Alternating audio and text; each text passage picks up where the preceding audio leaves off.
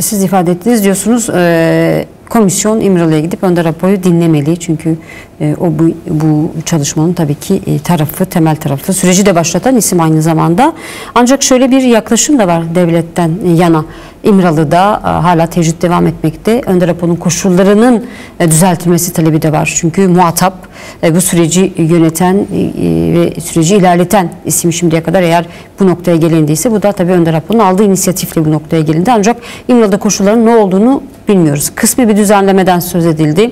Yeni isimler adaya gitti. Ancak fiziki olarak hala aynı ortamda ve yine farklı kesimlerle iletişim kurma talebi vardı. Tüm bunlar karşılanmadı ve aynı zamanda tecrit de devam ediyor. İmralı heyeti örneğin 25 Temmuz'dan bu yana adaya gitmedi. Perşembe günü gideceği ifade ediliyor. Şimdi bir taraftan Kürt sorununu çözmek istiyorum diyorsunuz. Mecliste komisyon kuruluyor. Uluslararası konjonktürün bunu bir zorunluluk olarak karşınıza getirdiğini ifade ediyorsunuz. Diğer taraftan da bu sorunun muhatabını hala tecrit altında tutuyorsunuz. Bunu nasıl yan yana koyduğumuzda nasıl değerlendirmek lazım?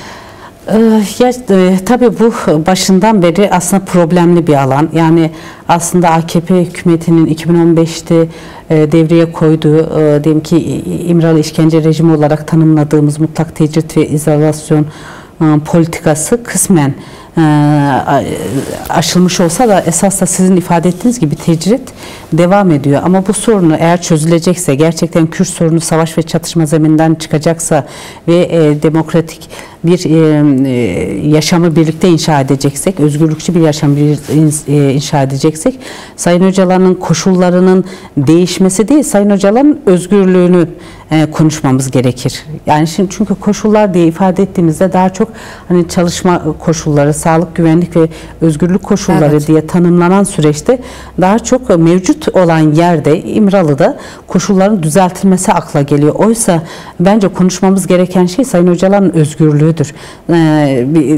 İşte silahlı mücadeleye son vermiş, demokratik siyaset konusunda bir yol açan, Türkiye'de savaş ve çatışma zeminini ortadan kalkması ve Kürt ve Türk halkı başta olmak üzere halkların eşitliği ve kardeşliği üzerinden demokratik bir düzenin, demokratik siyasetle geliştirmesi konusunda sorumluluk üstlenmiş bir öncünün, liderin hala tecrit altında tutuluyor olması ya da dönemsel bazı görüşmelerle bu sürecin yürütülüyor olması aslında kabul edilemez. Yani belki ilk aşama açısından hani bu tartışılabilir olabilir. Hani diyelim ki mevcut sağlık, güvenlik ve özgürlük koşulları sağlanması ve sürecin sağlıklı ilerlemesi konusunda, ama esas olan Sayın Öcalan'ın özgürlüğüdür. Kürt halkı da bunu istiyor. Yani Sayın Öcalan'ın şöyle bir tespiti vardı, hatırlarsanız, hani benim özgürlüğüm toplumun özgürlüğüdür. Kendi bireysel özgürlüğümü çok güncellemiyorum. Esas olan hani toplumun özgürlüğü. Toplum özgürleştiğinde biz birlikte özgürleşeceğiz diye. Tersinden toplumun özgürlüğü de Sayın Öcalan'ın özgürlüğüdür. Dolayısıyla bu toplum, Kürt halkı da Sayın Öcalan'ın özgürlüğünü çok uzun süredir gündeme getiriyor. Kürtler, Kürtlerin dostları. Dolayısıyla bu artık gündeme alınmak durumunda. Yani iktidar tarafından gerçekten bir barış olacaksa, gerçekten demokrasi ve özgürlük mücadelesi açısından yeni bir yol açılacaksa, Türkiye'de yaşanan kriz ve kaos çözülecekse, halkların kardeşliği, eşitliği sağlanacaksa, bu yeni bir anlayış ve siyasete de ihtiyaç duyuyor. Yani bu sürecin kendisi. Eski argümanlarla, eski tarzla, eski yöntemle olmaz. Bu açıdan iktidarın bu politikasını değiştirmesi ve Sayın Öcalan'ın özgürlüğünü sağlaması gerekir. Yani artık bizim bunu konuşuyor olmamız gerekir. Bu açıdan da meclisteki komisyon önemli. Yani meclisteki komisyonun önünde duran görevlerden birisi de umut hakkı. Yani bu umut hakkının devreye konulması Türkiye önünde duran bir sorumluluk. Ahim kararı da orta yerde duruyor. Sayın Öcalan hakkında 2 defa bu karar verilmiş. Başka kişiler hakkında da karar var. Dolayısıyla bunun bir an önce uygulanarak demokratik siyasetin önü açılmalı. Bahçeli de bunu söyledi aslında. Bahçeli dedi ki işte Sayın Öcalan için gelsin parlamentoda siyaset yapsın. Bu siyasete davet demektir. Evet. Yani gelip parlamentoda siyaset yapsın demek. Silahlara veda edilecek. O zaman siyasete alan açılacak. O zaman bunun yolunun açılması gerekir. Yani bu olmadan gerçek anlamda bir barıştan, sahici bir barıştan bahsetmek mümkün değil. O açıdan hani mesela şimdi avukatların gidişi henüz sorun, aile düzenli olarak gitmiyor. İşte siz de ifade ettiğiniz gibi görüşler düzenli değil. Mesela Sayın Öcalan şeyle görüşmek istiyordu, gazetecilerle, akademisyenlerle ya da DEM Parti heyetiyle ya da başka, yani bu sürecin sağlıklı ilerlemesi konusunda gerekli tüm sosyal ve siyasal çevrelerle, kadın hareketleriyle, gençlikle, feminist hareketlerle görüşmesinin önü açılması gerekiyor. Evet. Sonuçta bir koşullar eşit değil. Yani devlet açısından alabildiğine her türlü araç, yöntem kullanılabilirken Sayın Öcalan ancak devletin izin verdiği ölçüde kişi ve kurumlarla görüşebiliyor. Yani DEM Parti heyetiyle görüşebiliyor. Bu açıdan bu sorunu aşmak gerekir. Heyetin, yani meclisteki komisyonun gitmesi belki de bu sorunu da aşmak açısından önemli bir durum olacak. Dediğim gibi yani Kürt halkının beklediği, Kürtlerin dostlarının beklediği Sayın Öcalan'ın özgürlüğünün sağlanmasıdır. Bunun yolunun açılması gerekir. Evet, genel siyasete dönük bir sorum da olacak. Daha sonra biraz kadın gündemine gireceğiz. Şimdi şunu da sormak istiyorum. Kuzey ve Doğu Suriye'deki gelişmeleri de sormak istiyorum. Türkiye, kuzeyde, Türkiye'de Kürt sorununu çözmek istediğini ifade ediyor Türk Devleti. İşte bunun çalışmaları da devam ediyor. Ancak Kuzey ve Doğu Suriye'ye yönelik hala tehditler, tehditvari diller, hatta bundan 2 gün önce Tişrin Barajı bombalandı Türk Devleti tarafından. Şimdi bir taraftan Kürtlerle barışmak istediğini söyleyen diğer taraf Türk Devleti, diğer taraftan Kürtleri bombalamaya da devam ediyor Rojava'da. Özellikle Rojava'daki oluşumu Kuzey ve Doğu Suriye Demokratik Özerk Yönetimi kendisi için bir tehdit görüyor Türk Devleti. Oysa Önder Apo'nun önerisi barış ve demokratik toplum çağrısı da demokratik bir toplumun inşası. Kuzey ve Doğu Suriye de demokratik bir toplum aslında. Şimdi bunları yan yana koyduğumuzda devlet madem Kürt sorunu çözmek istiyor, neden bu kadar Kuzey ve Doğu Suriye yönelik düşmanlığını da bir bütünen demeyelim, devletin bir kesimi, özellikle de Türk Dışişleri Bakanlığı Hakan Fidan Suriye'den çıkmıyor, Şam'dan çıkmıyor neredeyse. Aslında bu önemli bir konu. Yani Rojava konusu ya da Kuzeydoğu Suriye konusu hem Orta Doğu'nun geleceği açısından hem Kürtler ve orada yaşayan tüm halklar, Araplar, Türkmenler, Dürziler, Aleviler, bütün halklar açısından kritik bir noktada. Yani çünkü Kuzeydoğu Suriye'de oluşturulan aslında bir model var.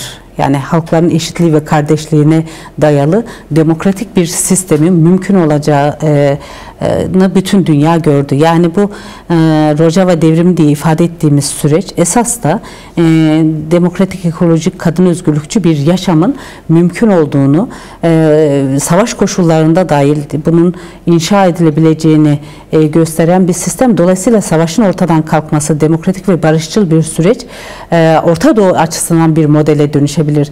Bu İmralı'da yapılan görüşmelerde dikkat ederseniz en çok konuşulan konulardan birisi bu Rojava'yı kapsar mı, kapsamaz mı ya da nereyi kapsar? Aslında Sayın Öcalan tüm yani Kürtlerin yaşadığı 4 ülke sınırları içerisinde de Suriye, İran, Irak ve Türkiye'de Kürt sorununun özgürlükçü çözümü, Orta Doğu halklarının demokratik ve barışçıl bir arada yaşamı için bir model sunuyor. Yani aslında Türkiye için değil. Dikkat ederseniz hani hem halkın kendi öz örgütlülüğünü sağlayacak, kendi dil, kimlik, kültürünü özgürce yaşayacağı ama aynı zamanda birlikte yaşadığı halklarla da özgür yurttaşlık temelinde demokratik cumhuriyet perspektifiyle yeni bir yurttaşlık hukukuyla bu süreci yönetebileceğini, yani barışı mümkün olacağını ifade ediyor. Yani demokratik entegrasyonu sadece Türkiye açısından değil, Rojava açısından da, Roşilat açısından da, Başur açısından da sunuyor. Yani dolayısıyla bu çözüm perspektifi aslında bütün Orta Doğu için ve bütün Orta Doğu halkları açısından çok önemli bir perspektif. Ama Türkiye'de ne yazık ki şöyle yanlış tartışılıyor. Bence iktidar da bunu bilerek böyle yapıyor. Bu meseleyi silahlara indirgeyen. Evet. İşte diyelim ki YPG silah bırakacak mı, bırakmayacak. olacak mı? Ya da SDG, bu Türkiye'nin işi değil. Yani Suriye'deki koşullar, savaş koşulları, IŞİD tehdidi, El-Kaide'ye bağlı unsurların hala orada var oluyor olması, Kürt halkının kendi yani güvenliğinin sadece Kürtlerin değil, Alevilerin, Dürzilerin yakın süreçte yaşadığı, şimdiye kadarki pratiği de aslında biraz yani tehlike altında olduğu bir yerde halkın kendisine öz savunmasını sağlamak oradaki halkların meselesi. Oysa burada teşvik edilmesi gereken şey nedir? Savaş ve çatışma değil, demokratik siyasetle sorunların çözülmesi konusunda. Dolayısıyla aslında bu model Sayın Öcalan'ın önerdiği aslında demokratik, ekolojik, kadın özgürlükçü yaşamı bütün Kürdistan'da Kürt halkının yaşadığı her yerde ve bütün halklara, Arap, Türkmen, Türk, işte Asuri, Süryani, Ermeni halklarla birlikte bir yaşam sunuyor, bir çözüm önerisi sunuyor. Bu tartışılsa aslında başka bir durum olacak ama Türkiye ne yazık ki Rojava'daki ya da Kuzeydoğu Suriye'deki, çünkü orada sadece Kürtler yok. Yani Araplarla da birlikte yeni bir yaşam inşa edilmeye çalışılıyor. Orada yaşayan bütün halklarla, Alevilerle, Dürzilerle demokratik bir sistem inşa edilmeye çalışılıyor. Mesela işte bu konuda çok önemli. Mesela diyeyim ki Suriye Şam rejiminin bir demokratik entegrasyon kurma çalışması önemli ama Şam rejiminin nasıl olduğu da önemli. Yani gerçekten Kürtlerin haklarını, Alevilerin haklarını, kadınların haklarını tanıyabilecek, bu demokratik entegrasyona hazır olabilecek demokratik bir merkez, demokratik bir yönetimine ihtiyaç var. Gerici, diyelim ki dinci, cinsiyetçi politikalarla toplum üzerinde baskı uygulayan bir rejimin değişmesi gerekir ama AKP hükümeti bu rejimde ısrar ediyor. Yani Kürtlere karşı yürüttüğü politikayı devam ettiriyor. Hakan Fidan şahsında yürütülen şey bu. Yani biz aslında eskiden beri AKP'nin dış politikasını, özellikle Kürt karşıtı dış politikasının Türkiye'yi krize ve kaosa sürüklediği tespitini yapmıştık. Bu tespitimiz doğru çıktı. Hala bunda ısrar etme yaklaşımı var. Doğal olarak insanlar şunu soruyor. Yani Rojava'da savaş ve çatışma, Türkiye'de barış olur mu yani? Yani eğer Kürtlerle işte içerideki Kürtlerle barış, dışarıdakilerle kavga olmaz. Bir bütün Orta Doğu'daki bütün Kürtlerle bir barış stratejisine ihtiyaç var. Bu ciddi anlamda bir problem. AKP hükümetinin gerçekten barış demeyelim, bunu yani silahların devre dışına çıkması konusunda samimiyeti varsa yapması gereken şey Kürtlerle çatışma değil, Kürtlerin kazanımlarını hedef almak değil. Aksine bu Türkiye'deki barış sürecinin bütün Orta Doğu'da etkisi, bütün Orta Doğu'da bir barış sürecine evrilmesi ve halklar için yaşanabilir bir dünya kurulması için gerekli adımlar atması ve gücünü buna harcaması gerekir. Bozmak için değil. Bundan bir an önce dönmesi gerekiyor. Bu çok ciddi bir problem. Ama bu anlaşılıyor. Yani aslında AKP Türkiye'deki barış sürecini de çok isteyerek geliştirmediği, zorunda kaldığı ve Orta Doğu'da gelişen savaş ve çatışmanın, kaotik durumun Türkiye'yi de içine kapsayacak şekilde başka bir sürece evrilme ihtimali karşısında Kürtler bir yeni Kürt-Türk ittifakının kendisini dayattığını görüyor. Dolayısıyla bu Kürt-Türk ittifakını özgürlükçü ve eşitlikçi temelde değil de denetimli alan, baskı altına alan, kendisine kendi kurallarıyla yönetmeye çalışan bir iktidar gerçekliği var. Dolayısıyla bu bir problem. Zaten Sayın Öcalan da dikkat ederseniz AKP'nin bu politikasının bence görüyor. O yüzden de sadece AKP ile değil, ben devletle konuşuyorum diyor. Norm devletiyle konuşuyorum diye ifade ediyor. Çünkü Türkiye'de bu tehlikeyi ve sıkıntıyı gören ve gerçekten çözümden Kürt-Türk ittifakının, daha doğrusu Kürt ve Türklerin de içerisinde olduğu demokratik ittifakla ancak bu krizden çıkışın yolunu görenler var. Bunlarla bu süreci yürütmek istiyor. AKP de bence bu sürece gelmek durumunda. Yani dolayısıyla Suriye politikasını değiştirmek durumunda. Mesela diyelim ki son süreçte Sayın Öcalan'la yapılan görüşmelerinin sekteye uğraması ya da askıya alınmasının Rojava ile yürütülen politikayla alakası olduğu görülüyor. Zaten bu son bir aylık süreci kastediyorsunuz. Tabii değil. Yani sonuçta orada yürütülen bir siyasal sürece Türkiye iç sorunu gibi müdahale ediyor. Yani Hakan Fidan sanki Türkiye'nin Dışişleri Bakanı değil de Suriye'nin İçişleri Bakanı gibi. Yani oranın çok içlerine karışarak oraya müdahale ederek bu süreci yürütmeye çalışıyor. Bu problemli bir duruş. Şöyle bir şey denilebilir mi? Hani Hakan Fidan ayrı, işte ayrı, AKP yani iki ayrı bir seçenek. Parçalı bir duruş varmış gibi. Yani ben öyle olduğunu düşünmüyorum. Aslında bir stratejiyle hem çözüm seçeneğini hem de aslında çözümsüzlük seçeneği, her iki seçeneği de hala masada tutan bir iktidar gerçekliği var. Ama bu Türkiye'nin lehine değil. Yani çözümsüzlük demek daha büyük savaş ve çatışma demek. Gerçekten yaşanan krizin, Türkiye'nin içerisine girdiği yapısal krizin daha derinleşmesi demek. O yüzden gerçekten tek seçenek var. O da barış seçeneği. Aslında Kürt toplumu AKP iktidarının bu samimiyetsiz yaklaşımını da görüyor ki her defasında devlete, özellikle bu iktidara güvenme konusunda da Kürt halkı kaygılarını dile getiriyor. Ama Kuzey ve Doğu Suriye ile devam edelim. Şimdi bugün Kürdistan Kadın Hareketi'nin bir açıklaması oldu. Özellikle Filistin ve İsrail arasındaki savaşa, çatışmalı sürece ve çözümün çatışmada değil de demokratik ulusta olduğunu ifade ediyor KJK bu açıklamasında. Orada Kuzey ve Doğu Suriye'deki sistemin başarısına da vurgu yapılıyor ve bu başarının kadın özgürlüğünü temel aldığı için bu başarının bu şekilde ortaya çıktığını ifade ediyor. Şimdi kadın özgürlüğü ve demokrasiyi sormak istiyorum. Şimdi Türkiye'nin demokratikleşmesi temel hedef. Barış ve demokratik toplum sürecinin temel hedefi demokratik cumhuriyet. Türkiye'nin demokratikleşmesi tabii ki önemli. Sadece Kürtler için değil, işte Aleviler de var, talepleri var, eşit yurttaşlık talebi var. Yine Türkiye'de yaşayan farklı halklar var, onların da eşit yurttaşlık talebi var. Farklı inançlar var, yok olmuş, yok olmayı tutmuş inançlar da var. Tabii tüm bunlar konuşulacak, tartışılacak, ancak demokrasi ve kadın arasındaki bağı sormak istiyorum. Ya aslında söylediğiniz konu çok önemli. Filistin sorunu. Gerçekten Orta Doğu'da çözülmemiş iki temel sorunu var. Birisi Kürdistan sorunu, yani Kürt halkının özgürlük sorunu, biri de Filistin sorunu. Dikkat ederseniz işte Birleşmiş Milletler'den tutun Türkiye'ye kadar iki devletli çözüm diye ifade ediyor. Oysa Filistin halkı bir soykırımla karşı karşıya. Gerçekten yani özgürlüğü olmayanın devleti olsa ne olacak? Yani devletli çözümün Filistin halkının sorun çözmenin çok ötesinde. Yani Filistin halkının özgürlüklere, nefes almaya ihtiyacı var. Gerçekten orada korkunç bir katliam yaşanıyor. En çok da bunu kadınlar yaşıyor. Yani kadınlar savaş ve çatışma ortamında diyelim ki özellikle 7 Ekim'deki süreçle birlikte çok daha yoğun bir şiddet sarmalı içerisinde yaşıyor.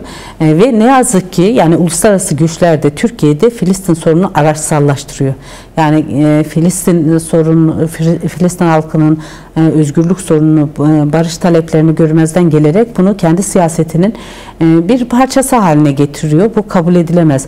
Biz kadınlar olarak da Filistin kadınlarıyla dayanışma içerisinde olduğumuzu ve Filistin halkına yapılan bu zulmün de derhal durdurulması gerektiğini ifade ediyoruz. Barış'a ihtiyacım var inisiyatifi de önümüzdeki günlerde Filistin kadınlarıyla dayanışmak için eylem etkinlikler yapmayı düşünüyor. Yine işte Alevi kadınlar dediğiniz gibi bir Suriye'de bir yaşanan sorun var. Yani bütün bunlara baktığımızda Orta Doğu'da yani güncel gelişmelere de baktığımızda savaş ve çatışmalar kadınlar açısından çok daha derin sorunlara neden oluyor. Yani kadınlar açısından savaş süreci aynı zamanda kadın bedeninin savaş alanı olarak ele alınmasını ifade ediyor ama aynı zamanda taciz, tecavüz, zorunlu göç, yoksulluk. Aslında bugün bir rapor da vardı. Türkiye'de çocuklara yönelik cinsel saldırıların son 3 katına çıktığını son birkaç yılda bunu da ifade eden raporlar var. Aslında bu da aynı Kürt sorunun çözümsüzlüğünün sonuçlarından biri değil mi? Topluma yansımalarından biri olarak da ele alabiliriz. Tabii ki mesela bu savaş nedeniyle değil mi kamplara gelen, o kamplarda neler yaşandığını bilmiyoruz. Gerçekten yani insan hakları açısından korkunç hak ihlalleri var ama aynı zamanda kadın hakları açısından da yani en temel şey kadının yaşam hakkı elinden alınıyor. İnsanların yaşam hakkı. Buna karşı o yüzden kadınlar olarak savaş karşıtı bir siyaset, savaş karşıtı bir tercihten ziyade bir zorunluluk. Yani o açıdan barış mevzusu bizim için bir mücadele gerekçesi. Orta Doğu'da hem Kürdistan sorunu çözümü hem Türkiye Filistin sorunu çözümü hem de Orta Doğu halklarının geleceği açısından barışçıl bir yaşam. Tabii ki barış mesela diyelim ki neyi ifade ediyor? Sadece silahların susması barış demek değil. Barış aynı zamanda hak ve özgürlükleri özgürce kullanabilmek, barış aynı zamanda nefes alabilmek, kendi yaşam alanı içerisinde var olabilmek, ekolojik bir alanda yaşayabilmek, yani doğasının tahrip edilmediği, insanca yaşayabildiği bir alan. Yani silahların susması da yetmiyor. Önümüzdeki dönem yani silahların susması sürecinden sonra da inşa edilmesi gereken bir süreç var. Savaşın yarattığı birçok tahribat var. Bu açıdan bu önemli bir konu. Yani kadınlar olarak bizim savaşın yarattığı tahribatın ortadan giderilmesi ve ortaya çıkarttığı sonuçların nasıl desem ortadan kaldırılması ve yaşanan travmaların giderilmesi, acıların sarılması için bir sürece ihtiyaç var. Bu bir süreç. Yani bu önemli ve bu konuda gerçekten kadınların örgütlü mücadelesi ve kadın dayanışmasını önemli görüyoruz. Yani Kürt kadınları olarak biz dünya kadınlarıyla bu Orta Doğu kadınlarıyla bu çerçevede yan yana gelmek ve kadın barış mücadelesini, kadın barış ağını güçlendirme konusunda bir yaklaşımımız var. Tabii ki diyelim ki kadınlar işte bu savaş sürecinde 1325 sayılı Birleşmiş Milletler'in kanunu var. Bu yeterli değil. Yani kadınların barış sürecinde yer alması tamam önemli bir şey ama aynı zamanda bu sürecin sağlıklı ilerlemesi konusunda da kadınların yer alması gerekiyor. Bu kadınların önümüzdeki süreci yani barış mevzusunu daha aktif ve daha örgütlü karşılaması açısından da kendisini örgütlemesine ihtiyaç